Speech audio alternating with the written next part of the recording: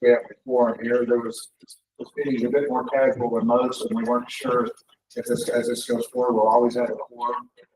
There'll be no action taken in the meeting. It's more for discussion and fun, talk amongst ourselves how we feel about things in front of the that are in front of the city now to talk about.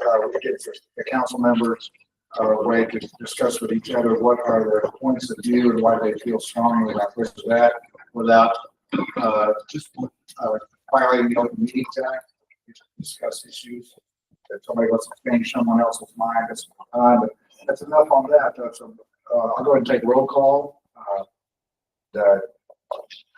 Mike Arnold is out of the country right now, so I'll be officiating the meeting.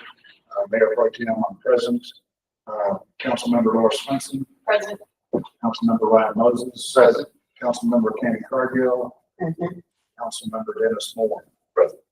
All right. Well, I already kind of jumped into the announcements, but let's try to practice.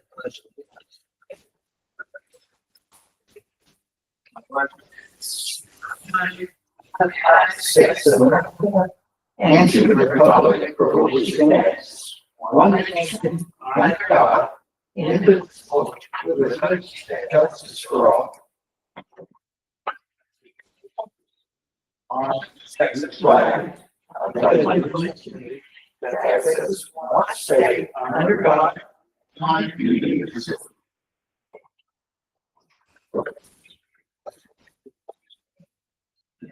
So the one announcement, the mayor wanted me to let you know that he's on a mission trip scheduled long before the special meeting.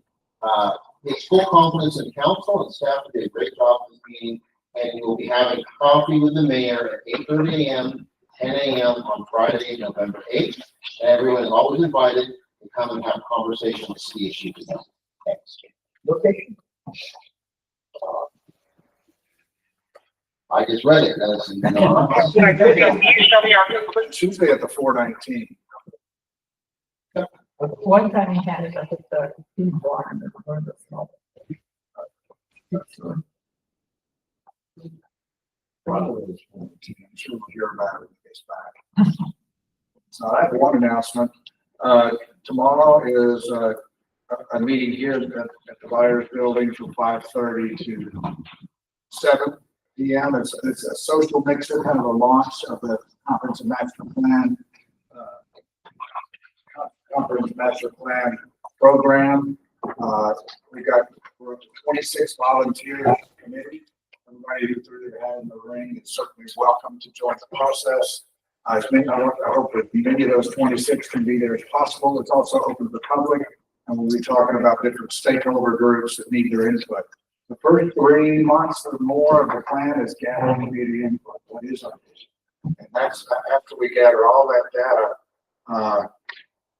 over the first couple of 3 months, then the work of actually creating the land use map and the plan and what businesses do we want to attract. We're not. It's all about the public input. And in my opinion, I want to be successful if we have a shared vision from the entire community. Community being defined as the boundaries of the Blanco ISD school district. So it's open to people outside of the city limits as well as inside of the city limits. We need your help. Please come meet some of the volunteers. Volunteer if you like. We're going to just talk about how the process is going to go. Not a lot of action tomorrow, except a social event, get to know each other, and just talk about what we want to see and what we don't want to see. The idea now is we'll have snacks and refreshments, so it can be more of a social event. That's my announcement. Are there other announcements? Again, that's tomorrow from 5:30 to about 7 p.m.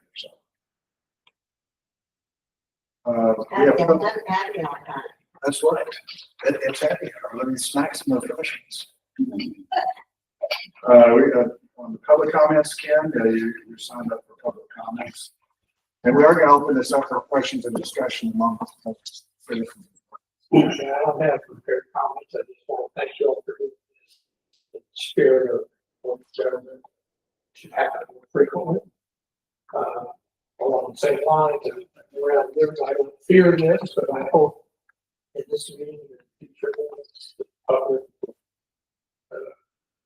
disability as a shadow master space. So I hope people would understand. And then the last thing is, you've got some things to update us on. I assume questions, most of these are probably when we close, but if there are questions that are asked that people are not satisfied with the answer, or that you don't feel like you give a good answer, I hope you take good notes and bring it back to the next meeting. Say, last meeting, this came up and we didn't adequately address it, so that people don't walk away and say, well, that was because I still didn't get my answer. They feel like the answer's coming. What, you say you hope we're gonna take good notes? Yeah, Oh, somebody. Laura's got a whole book. Yeah, we're kind of finding our way on she this. does take excellent notes. The genesis of this idea was with the changes in the Open Meetings Act and the concerns about walking quorum. In my opinion, it's important, but it's a little more strict than it was 10 or 15 years ago when I was on council last time. We could actually talk amongst ourselves on upcoming items, for example, and say, well, I feel this way about this, I feel this way about that. It's extremely important we follow the Open Meetings Act to the letter, but I do know that sometimes this can be, especially with social media out there, in my opinion, that it stifles some even collaboration amongst the council to discuss ideas. So the only time we may know how each other feel about an item is when we're in a public meeting ready to vote. So part of the idea was this, besides getting feedback, is that we can share our ideas with each other. And for me personally, I'd say, this changed my mind. I feel this way, but why do you feel it? Maybe I'll change my mind. And we don't get a chance to have those kind of conversations. So I think it's healthier and we can do better governance for the community. We can share ideas. Doing it openly in the public. So sometimes we'll be getting feedback. The way I see this going, please, I'm not the rule maker here by any means, but we'll share information back and forth, but we're going to make it want to also discuss amongst ourselves. Why do you feel that I can't consider this? And things like that. And the public feels about it too. Of course, So the public may change all of it on us. they often do that.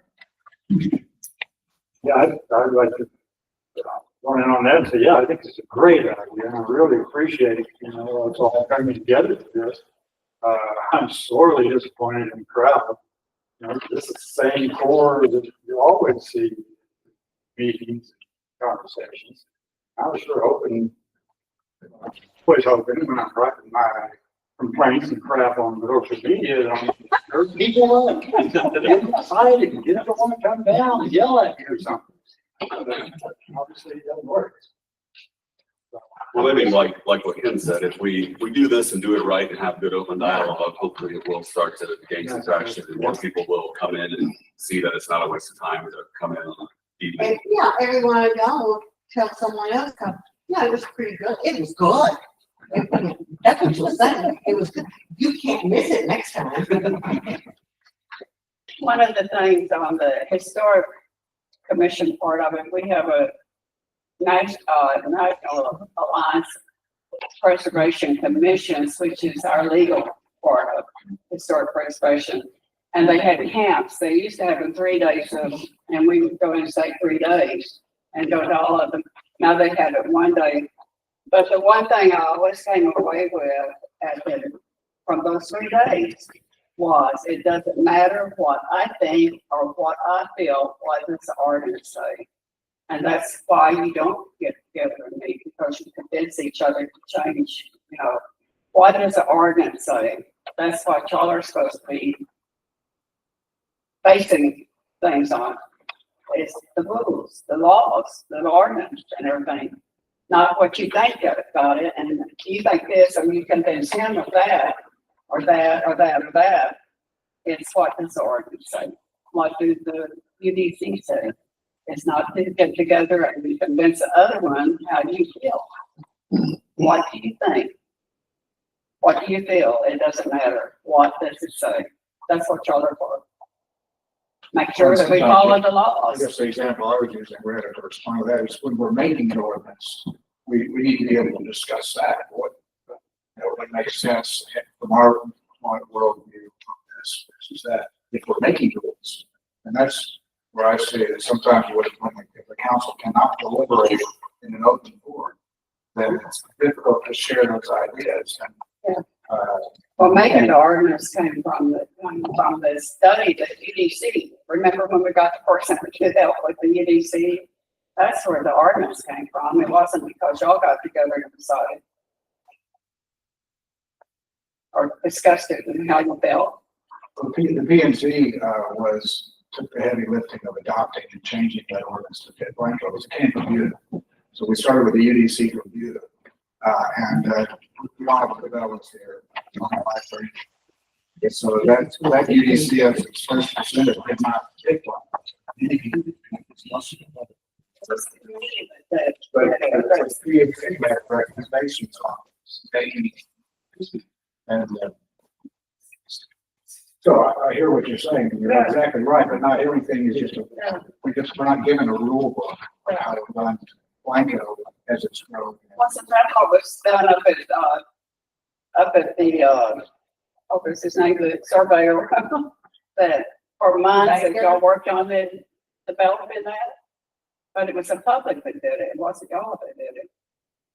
Or the council that did it. It was the public that did it. That wrote it. And it's not y'all.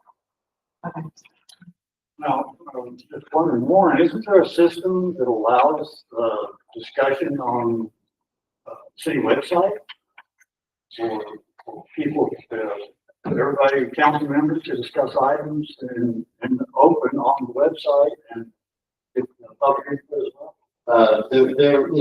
There isn't currently, but there's a process we actually use. I've seen some communities do that where there can be discussions, usually there's a moderator or something, but it's so that everybody can see it. So what creates the walking forum is when there's discussion and the public doesn't see it. So yes, there's a process to do that. We looked at that. I don't know what the council's got. Yeah. Bobby and I were working on that a few months ago, and I can follow up with you. I think we came to an agreement on using Google Groups, and it would be really to be included with our email service and pretty simple to set up. So I can look into that. And Almost visible to the public. I think that's where we want to make sure that the public can see the conversations we may have on that Google Group. yeah, I just need to get with the board because she does the Google setting. So I mean, I might just have to make sure they have Google.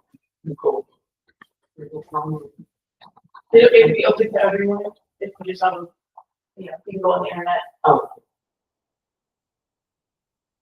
Have I told you more than I have about computers?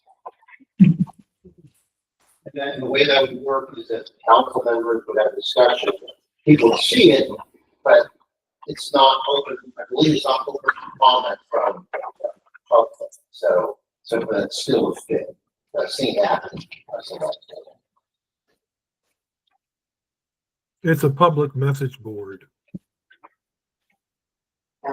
Did you have, Yeah, I can make some updates so that people have something to talk about and disperse the conversation. yeah, we've got 2 or 3 items on the agenda.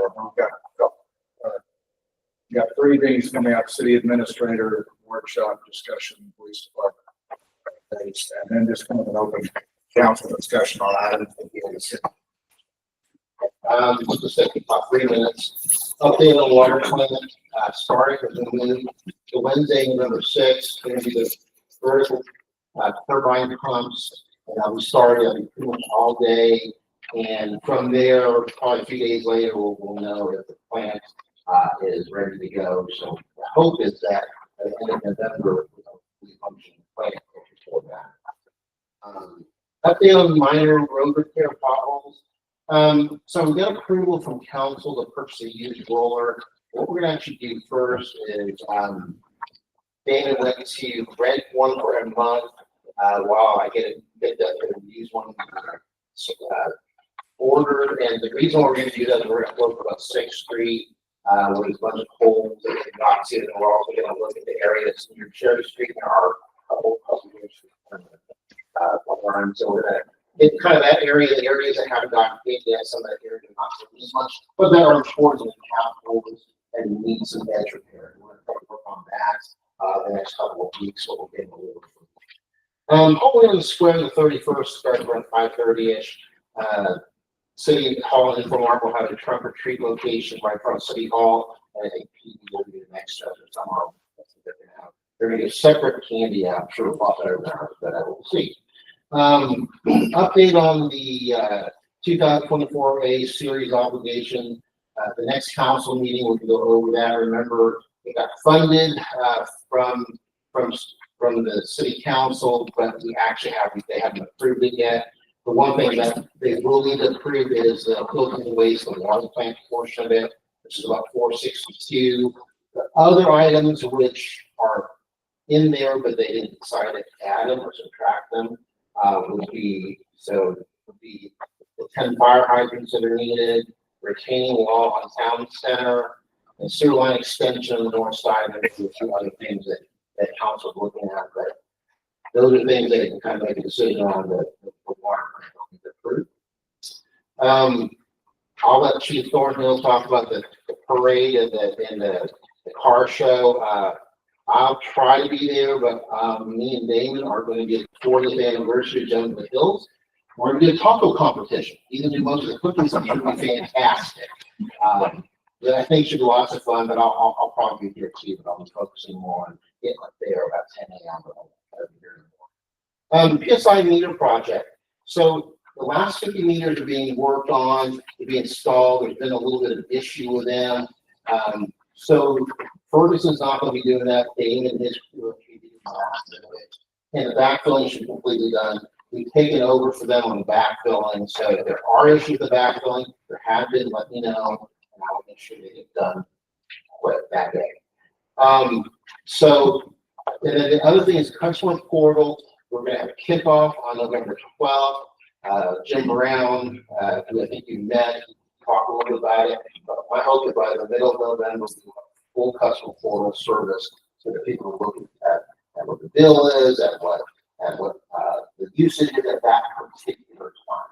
And then the last thing that I have is next month, you already received it, the council has, but they will be looking at a code of ethics, which I think is really useful, but we'll kind of look at how we run our council meetings and how those sort of things happen. So that there'll be more on that in November.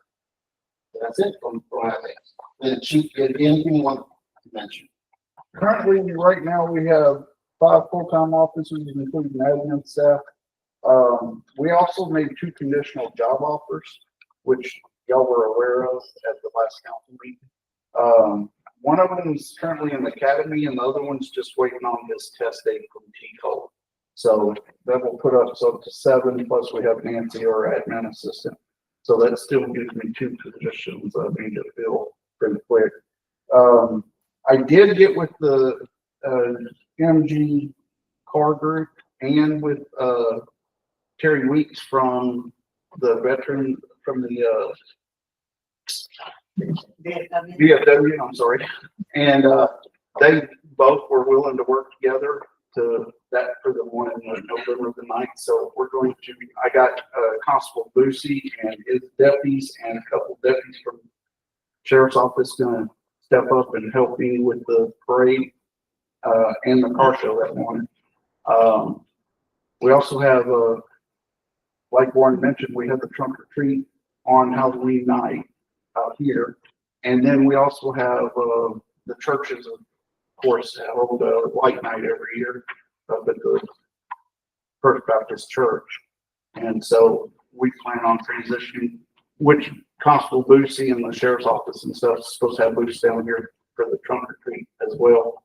Then we're going to transition over to the First Baptist Church. So other than that, everything's on. What's trunk or treat? They just, When I was like on this trick or treat. trunk or treat just means that we're sitting up in the back of our patrol cars. Oh, okay.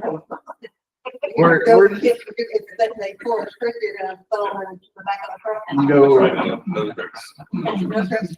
Parents frown upon us grabbing the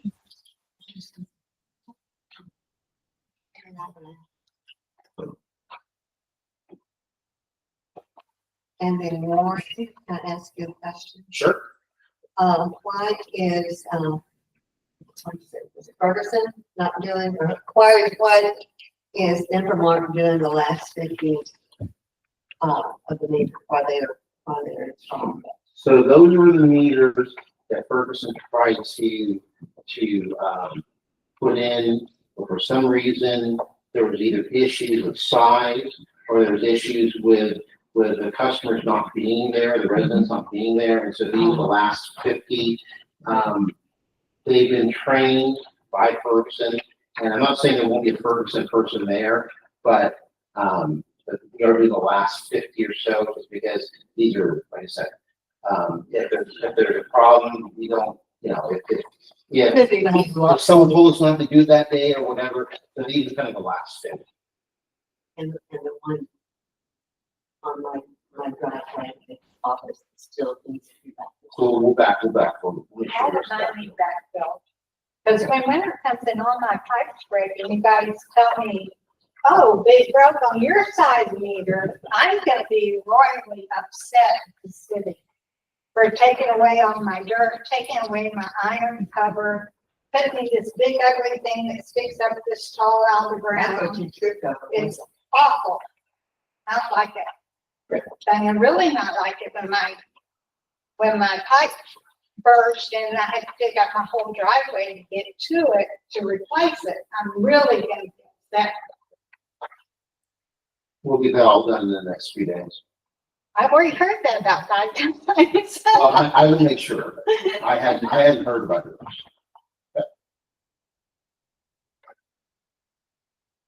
I got lucky. I got to keep my eye on the office. But they couldn't get it done.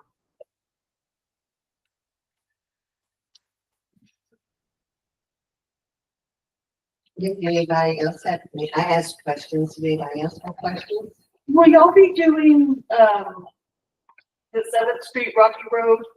Because last year that was real dangerous whenever people transitioning from the Baptist church up to that neighborhood. Yes, ma'am. I have, I think Donnie Nancy's gonna be doing the traffic control over there until we can get from here to up there. But Because I know there was somebody over on 1623, but Rocky Road was, yeah, yeah, we'll have someone good, there good. because we want to make sure the kids get safely across the roadway. Unfortunately, the church did inform me that, they're still gonna have their parking lot blocked off for the festival. So they plan on using their parking lot, which means a lot of cars are still gonna have to park at the high school and at the football stadium. So we'll have traffic control there too.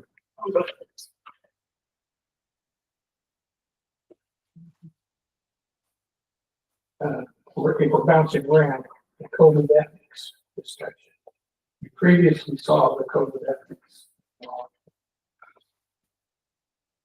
I introduced it, it's sort of, but it was rather voluminous. A lot of stuff in there that did not apply to Blanco, and I assume something that you'll go through it, you spend some reduction. But I would like for you to talk about it in your next council meeting, but don't approve it, table it, let us look at it again. Because that's a significant document, significant change for the future. This kind of goes to what you said about it. Sometimes these things come up the first time you all discuss them is in a meeting where you're waiting to vote. I just would like to remind you, you don't ever have to vote on it. You can always take them to give time to digest and see this at the city, I see it at the county, I see it at the water district, where it's like something's presented and you think you have to make a decision on the spot. That's not okay. Yeah. You can always table it to ruminate on it. So I hope you will consider doing that. Probably the ethics thing, but it's extremely significant. Yeah, I think that's a good point for all of the voting that you do, because I know I've talked to several of you, there are things that have been voted on that, well, we didn't know about that. well, maybe if we just pause a moment when something new is presented and say, we need to check this out, we need to research it, can we come back next month?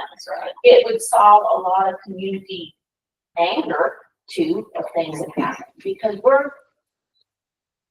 our community's been big. And it needs some healing. And I think that would be a way to reach out and say, okay, we're not gonna vote on this tonight because we've got to research some things. We've got to check with the public. We've got to see. I just think that's crucial for this city council to be upfront.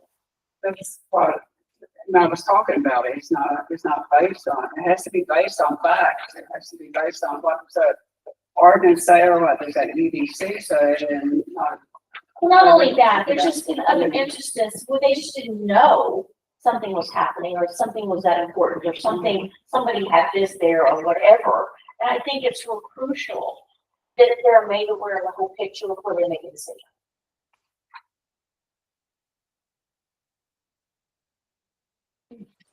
Or one of the things you didn't go over is the TPAC thing. You kind of skip through that. Can you elaborate on any of that and what you might know or what?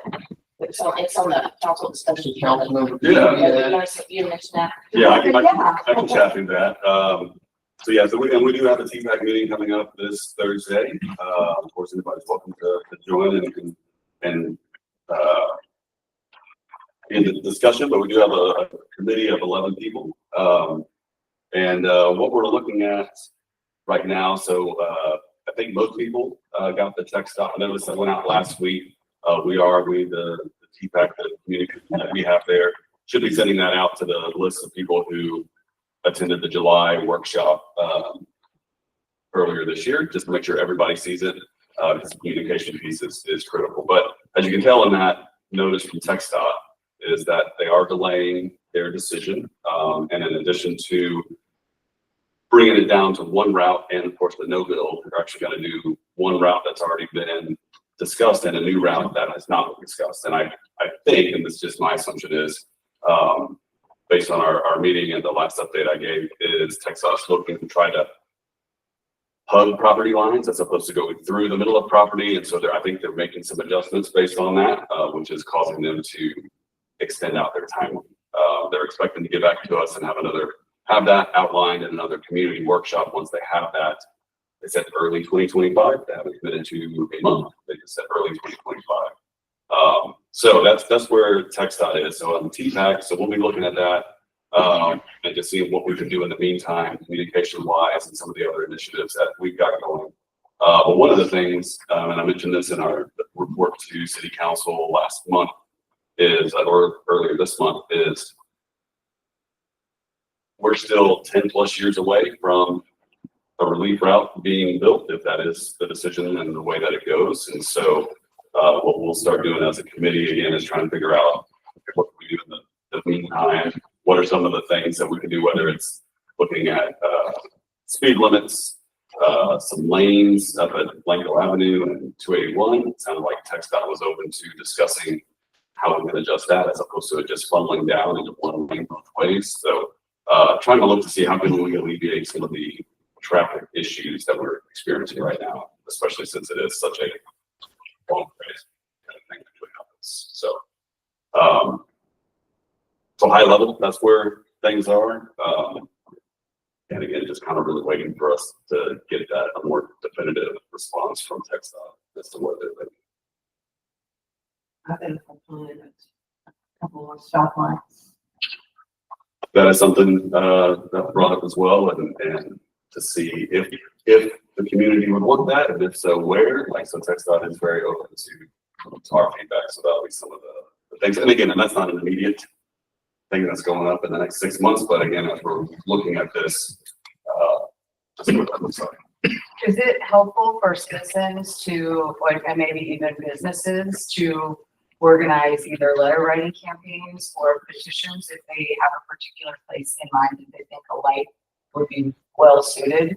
Like, I've heard some people in the community talk about how it's very dangerous by where Ms. Retta Martin lives, people crossing there from and that you're kind of coming into town and people come very fast into town there, even though that speed limit has been reduced now to 30. I mean, I believe this is not me speaking as a paper, a representative of the paper, this is me as a citizen, private citizen now, saying, I think that all the meetings in the downtown area it would be good if it was just slower in general around the square, for sure. But anything maybe like, I guess my question is, now I'm getting off track.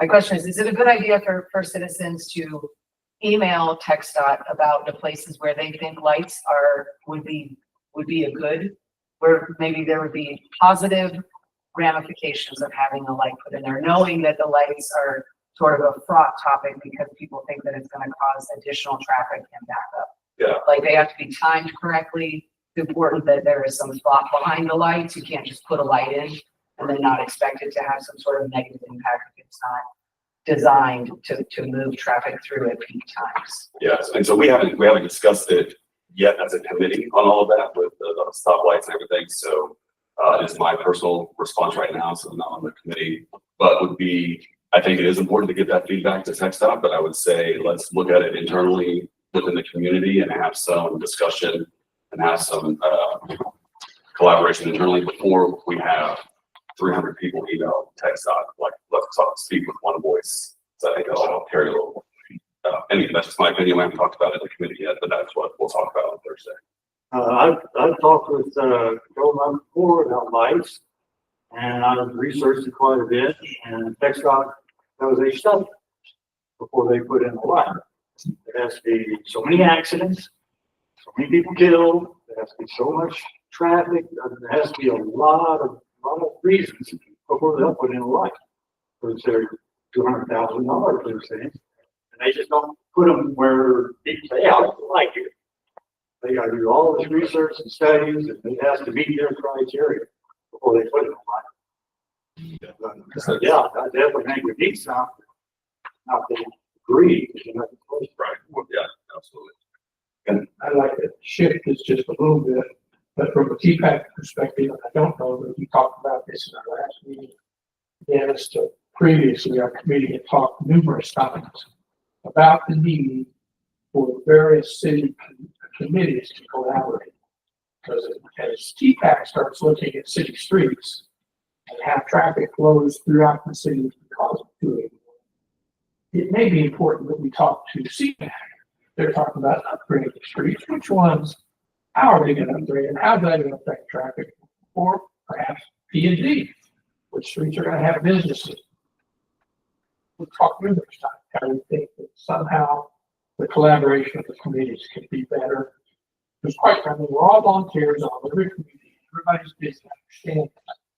But if you were the chairs, members of the committee, periodically get together and say, this is what we're working on. How can we help you or how can you help us to make these pieces come together? Because here's the expert, here he's on 6 different committees. And he's coming in and saying, yeah, we're all working on the same thing from a different perspective. Well, let's bring them together. Yeah. I've been saying for about 2 years, like I would like to see this do like once a quarter, all the heads of each committee get together. Because it seems to me like each committee is working on similar projects, and one committee will lead 60% of the work, another committee will lead 50% of the work, another committee will lead 30% of the work, but they don't add. They're all separate, and so there's no combined creation of solving a problem. We're all just kind of doing our own thing. It's interesting for me because I'm on so many of these different ones to see kind of the similarity conversation, but it'd be nice to get more people in a group regularly where we can say, okay, what are you working on? Well, I'm working on this piece of that, you work on that piece of that, and we back together and make progress. But even for the community, I thought it'd be nice if we would do, all the heads of each committee and organization get together once a quarter, and then once a year, maybe we do like a thing where we get citizens in front of us and we like a state of the city and people can ask questions. And we have, the mayor says, well, that's not a question for me, that's a question for this person, and they answer. Same thing you'd see on the news where different departments go out there and talk to whoever wants to ask questions. I just think it'd be more collaborative, get a little more information, but at the end of the day, we're all kind of working on the same project for the most part. It's just not talking. Yeah, no, I love that. And that's kind of what I was getting at, but yeah, much broader, bringing other committees together. To me, is we're going to be more powerful if we speak with one voice, and that will perfect solutions. Yeah, I'll look at that. I'll follow up with some of the committee stuff.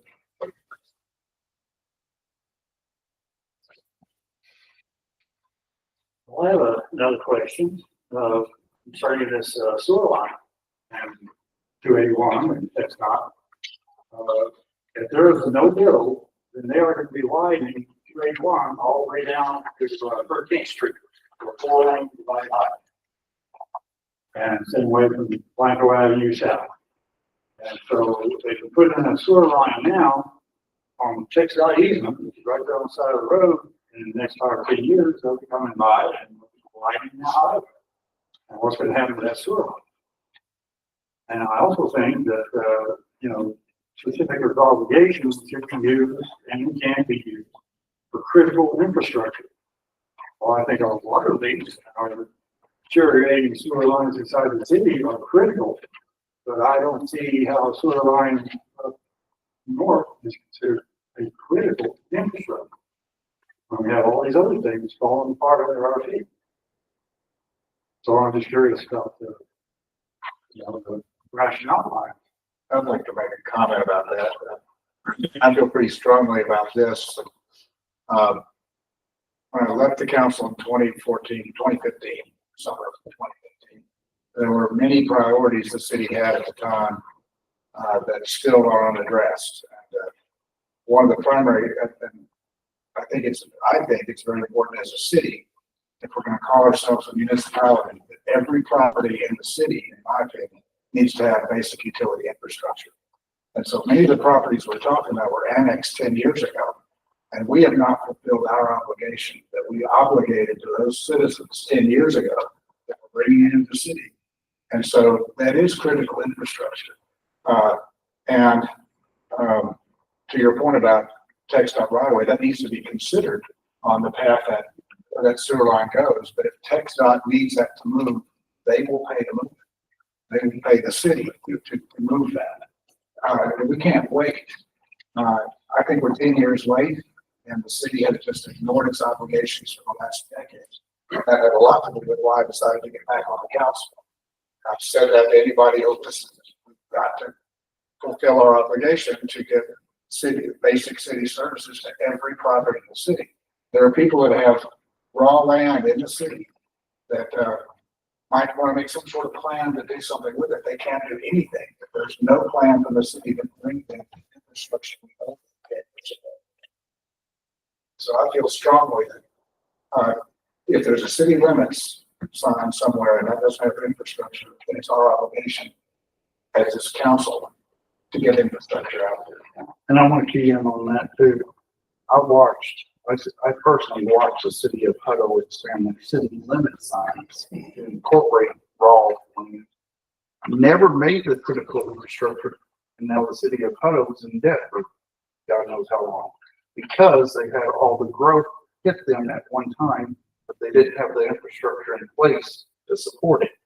So they had to do last minute bonds, COs, you name it. That city's in debt for it. I don't know how long. Well, that's another question that Paul we should have. Why did you choose COs instead of taking out a bond for $40 million and take care of it all at once? Well, Piecemeal. I think that's one of the land, and the United States, we have representatives from the CPAC committee here, but there is a plan, one, you can probably get more detail. Yeah. But I believe the idea is to do regular bonds to get there. Let me see. Oh, yeah, you were in that meeting. Let me go and explain a couple of things. I think ultimately we'll have to have an actual election and actually issue bonds and do that. I agree. But the first $3.9 million was $500,000 grant, and this Texas Water Development Board, that was 2.77%. And that's why it was a certificate of obligation. You're saving $1 million over 15 or 20 years. So that's the first thing. Certificates of obligation are usually for smaller, more nimble projects, like we're talking about. Maybe not everybody agrees with that, but that's what it's for. When you're talking about $10 million or $20 million selling bonds, there's an election, you could lose. So there's a lot of things that go into, and there's an expense, and we are a really small town. We probably don't have the project management experience to do $20 million of projects at the same time. So I know you can face it, but the answer is doing it this way, at least for now, was a more nimble way to do it, but CMAQ does have a plan, probably in the about $80 million improvements over the next 20, 25 years. And discussing that would have to be done.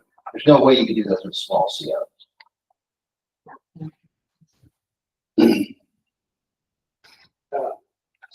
Merging a couple of comments. I don't disagree that leaks are critical. Very urgent. I also don't disagree that we owe the city owes public. We're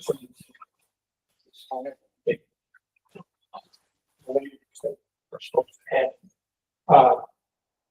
It's mentioned there's open land in the city limits. It's unserved. Do we have an inventory of that? There's such a list. To me, open land is potential revenue because of development, property taxes, or development and sales taxes for the business. And it seems to me, that I drive around, I see a lot of open land. Now, whether it's somebody that doesn't want to sell their open land or do anything with it, or whether it's somebody who would love to, but there's no services, two different things. And to me, that raises the priority in serving some open land. Those people want to put a business in. The city needs revenue. It's all coming back to revenue. Yet you can't do anything if you don't have money. That somehow revenue's got to cut. So again, to me, all tied together, inventory, at least what you think is open land that's unserved that might be available. There might be somebody that wants to approach something, said, I would love to build something on that land. Some of the open land is attached to a homestead, and grandma's in the nursing home on Medicaid, and they can't derive any income, so they can't rent the house. They can, now, I personally own 5 acres of unimproved land that has no water or sewer to it. It's right in the middle of my home. I would be one of those people. And I think there's opportunity there, and even the one where grandma's in the nursing home, that's tied up until unfortunately grandma leaves. But Yeah, I mean, there would be, the sewer and water to her home, maybe, that part she could have been in a home that had a septic, I don't know. But then that open land probably doesn't have to hookups to it. I'm just coming back. The city's got to have revenue, and you need open land to me is an opportunity. If it's thought through. But then we have to have the water to be able to service it. That's right. And I will say that almost every property has water. There's about 100 that don't have sewer. So in this town, for whatever reason, they're really good about putting water in. I'm not saying every property or something, tell me the option. So, but sewer is the one where we don't have a lot of. And you also look at sewer capacity because that's probably ready to, sometimes around with the sewer capacity. That kind of information that the city can help them as they develop their priorities. It's just a little piece of data that they can feed in there. That's why you need to have a lunch. Food. No, get all the heads get together and really put their heads together. And then feed that information to the city council.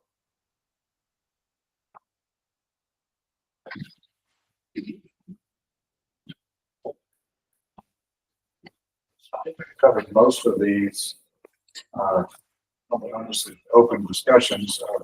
We got a little bit of time, but we're hoping to keep the meeting to an hour and a half, so we can keep this a little bit focused and have a successful meeting so we can do more. Because I think Warren is the current plan is the 4th Tuesday.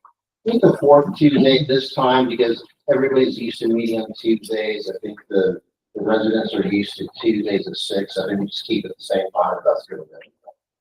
And once a month's great for me, so whatever y'all want. We've got a few more minutes if somebody has a topic that there was some concern that we didn't want this to be just a free for all and all over the map, but also we want to hear from, we're trying to find that balance. So we have that's. Oh, yeah. I just have a question. Number one, I think this is great. Thank you for this. The two committees that we have, the comprehensive master plan and the TPAC, we got two council members who are serving as the chair of those committees, and it's great. I'm just curious, how do we avoid the walking quorum, the violation of the Open Meetings Act? I don't want to be a legal nerd. I'm just curious how we do that. Well, I think we've done pretty well as a city to notice when there's possible quorum. For example, we're having the launch of the comprehensive master plan tomorrow. We introduce the committee to the public, talk about the process, and we have a notice of potential quorum. Now, I think most of us on the council are pretty ethical about not colluding together over the quorum. So it would be no different than being at the same Friday night football game. We'll be talking about action items in front of the city. We'll be specifically talking about the comprehensive master plan, but that's not an action for the city. Okay, so it's kind of a broad explanation. If Candy has a question on comprehensive master plan, and she comes in and talks to you, and Ryan has a question on comprehensive master plan on the same issue and comes and talks to you, then suddenly we've got a quorum of 3 council members talking about the same topic. Yeah, I've read the law in detail many times. There's a difference between discussion and collusion, and it's all if it's in can be seen, and appearances are important. So if it can be seen as an appearance as a violation of the Open Meetings Act, that's illegal. Well, that's I would say unethical. It has the appearance from the outside looking in. Questions about the concept master planning process, we want to get feedback from everyone we can get. And unless the intent is to supervent the Open Meetings Act and decide how we're going to act on something, by talking to one councilman and another, that's not allowed. I'm also read the Open Meetings Act many times. I'm not saying an expert, I know well, and I'm not going to argue with what you're saying, Bobby, but I would think that the perception is a critical piece. As the public perceives that Lauren, you talk, and then Dennis, you talk, the public perceives that the 3 of you have collaborated, even though it may have just been a passing comment as you went down the sidewalk. It's that perception that's going to bring on trouble. People are going to claim it. We need healing. And I would suggest the way to deal with that is you and Laura talk. And then when Dennis brings up the whole subject, you say, I think we should defer this to a better format and bring it to this monthly meeting. I was going to say, that's Bring it to this monthly meeting. There's not very many things Or that that discussion. you all do that is that urgent. We got to talk about Or it. that discussion bulletin board that we talked about. Exactly. We're hoping to launch that as well. Tell me why you feel that way, Laura. Please change my mind. I'm kind of on the fence on this. That's how that's needed for proper governance. But you're right. I think we rebuild trust communities to have the people they elected sitting on this side of the table. And to Dwayne's concern about the chair of the 2 committees, I don't see it having a chair, CPAC or the master plan is in any way conflict with open meetings unless the whole council starts coming to meetings. And then you have to do the announcement ahead of time. However, I do, and I saw this as the evidence, the intimidation factor of having a council person chair the meeting. And I'm not suggesting that that's a problem, but it can be a problem. It can definitely be a problem. I mean, TPAC originally discussed the membership of the committee, and we really didn't want a council person on board because we didn't want any preconceived determinations or intimidations that would affect our outcome. So, again, I'm interested in the ethics thing. To me, that's a bigger issue than looking at the Wayne, I think number 7 takes care of their shot on site. Number 5 on site, shots on site. 6 on 22. No, I don't want to, I don't want to be critical because again, what you guys are doing is just super. And we need somebody to pull things together. I'm just a little bit, curious about the legality of it. But we work that out. I'm sure, I would guess that there will be mistakes made along the way, and we will correct those, or you will correct them for us and remind us of things, and we'll have to remind each other, but I think eventually we'll get it right. And I think the takeaway for me, and thank you for bringing this up, Wayne, but when you say if one councilman's talked to one person about a broader situation, then that's the problem. Is that, well, I talked to Laura about the future of Blanco. I can't talk to anyone else about the future of Blanco. And so that's not the intention of the open meetings. If you talk to Laura and you say, I want 281 to be here, or the relief route, and she says, I agree, and then Dennis approaches you and say, where do you want 281? You can't say, I want it to be here, because you had that specific. It has to change your mind. So you need, I keep coming back to that discussion versus collusion and trying to circumvent that. However, you have to balance that, as you said, about the perception, because I think it's critical that we rebuild trust with neighbors in this community. and again, I don't think if Dennis came to you, he didn't even know that you all had a discussion. He did it perfectly innocently, saying, what do you think? But at that point, you're the policeman. You have to say, time out. I've already shared my. Yeah, opinion. exactly. Let's You're take the this- policeman. Let's take this to make one open meeting, so I can talk specifically. Dennis, how do you feel about this? I feel it's fit to cross this way. And that's why this is our first one, so we didn't really have a lot of those discussions, but the genesis of us wanting this meeting, from my point of view, so we could speak about items without having to think, well, if somebody's gonna make a motion, I've got to make a decision. So we're not allowing any motions. We're trying to take any action, so we can have a broad discussion of, convince me why I'm wrong. Like that. I do that in my business. I want somebody to change my mind for me. Can I say one thing about the sewer line that on my end of town? I think my major concern is Paradise Street. That goes right by your house, right into the Blanco River. And anything that's going to contaminate it, I have major concerns. So I hope you guys really look at that before you allow Bolero to come in and put in underground gas tanks and all of that kind of thing. That's a huge concern. And I know Candy, you finally got the paperwork and I've seen it too, and you might want to talk about that. I think it's critical. Yeah. And that one, Lori, maybe because that's not how it was sold. It was a neighbor, it was like a neighborhood store. Yes, it's a neighborhood store, it's a convenience store with a gas station. Well, I didn't know about the gas station. But the Paradise Creek thing is there's paperwork to the city that it's documented. It is a crucial waterway through Blanco, crucial. Yeah, you're right. And so that needs to be looked at very carefully. I mean, they're gonna have to have some environmental. Yeah, it's an environmental issue at this point for that. Big. And it's documented, and the city had it documented. It's paperwork, the city had it done. They had specialists come in and look at that stuff, and they identified Paradise Creek as one of the major ones. I believe that's why the last project there was stopped. Environmental. We're conflating the sewer with a potential environmental hazard of No, type businesses there. the layer being there, not the creek. But it would be, I mean, underground storage tanks is one thing. They have parking lot around this facility, because stormwater runoff running right into the creek, which is another. And I mean, they gotta comply with the law, but it's y'all's responsibility to make sure. So plans have not been submitted.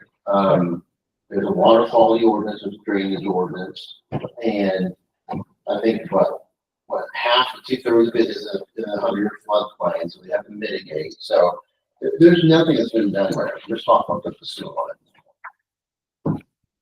I think the Valero sign. I would have done that.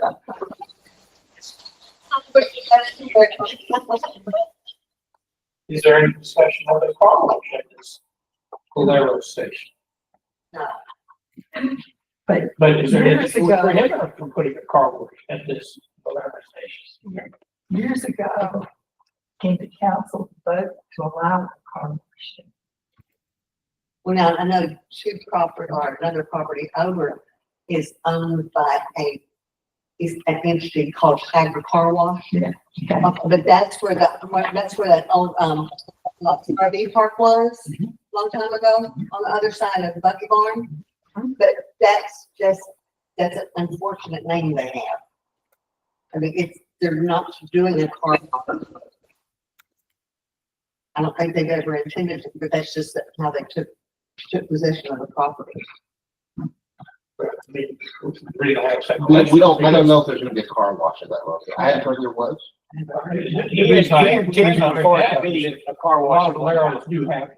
He intended for it to be a car wash at one time. I did on all the site work. Guys, Larry, Yeah, and he had drawings and everything, a lot of culverts in there through the drainage and all that. We bid on all that site work before I've done work for him before, but he had it at one time, but they did, him and his wife, after doing it all, the cost and everything, at the time wasn't something they wanted to pursue because they didn't think they could get their money back out of it. He's also looked at building storage there once before too. I actually haven't done this on that. So he's looked at several things, but they're just holding on to it. Storage facilities, like, but or sell it to Mom and Brayton for a heck of a I just threw out the car wash. The question. Does the city really, do you have codes that allow you to prohibit car wash? This city's already got a car wash. Do we need to, considering our water demand? Do we really need a second car wash, and can you prevent that with codes? I don't know what our code says now, but I believe that the Valero property is zone commercial. I don't know if commercial allows it. So. I don't know if our. It would, the way it's written now, no, we couldn't prevent it. However,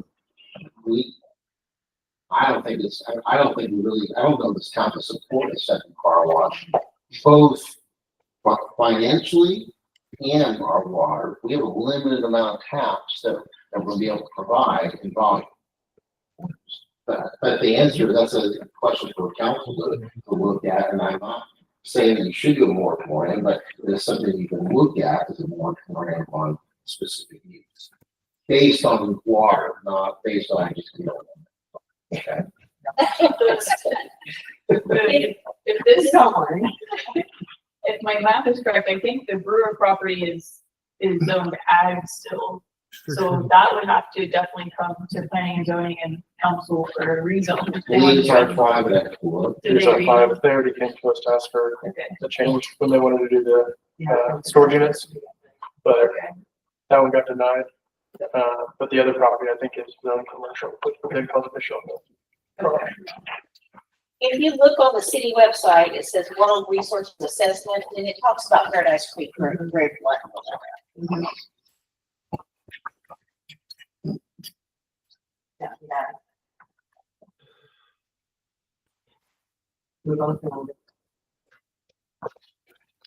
Anything else, folks? I think this has been fantastic. Thank you for doing First this. meeting. That's how you think about it, do it again? Yep. I would just say, my open comments were, take your notes and bring answer back.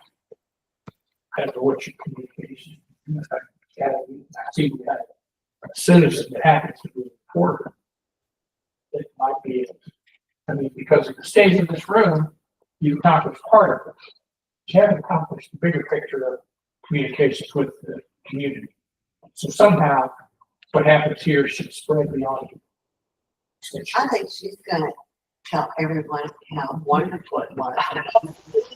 John, Editor John did ask me to come to this meeting to cover it, so I am covering it. I would just wanted to make it clear that my opinions about lights are my personal opinions. I mean, you guys didn't take any action, so it's not gonna be like a city council story where we let this happen and this happened. I don't know, I mean, I'm probably right about that there were close in attendance. There was plenty of more places in the room.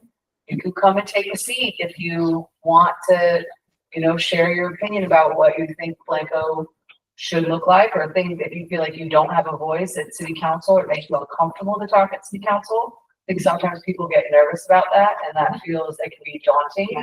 People don't want to get up and talk in that environment sometimes. So that is probably what I will say, that this is a much more informal, and even to the way that you chose to set the room. And just to relieve any anxiety, I'm gonna be real positive about it. Prove it. Prove it. You see,